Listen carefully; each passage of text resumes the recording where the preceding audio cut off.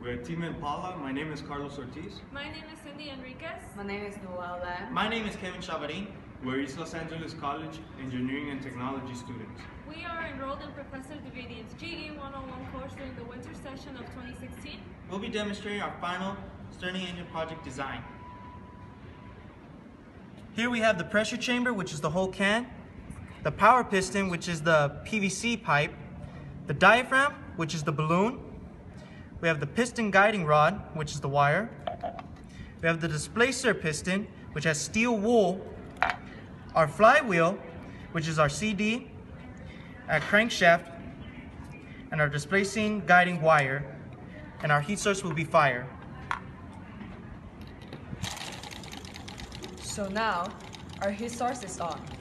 It heats up the displacer, the piston rod goes up, and the differences in temperature making this piston pushes up and down, causing a reciprocating motion.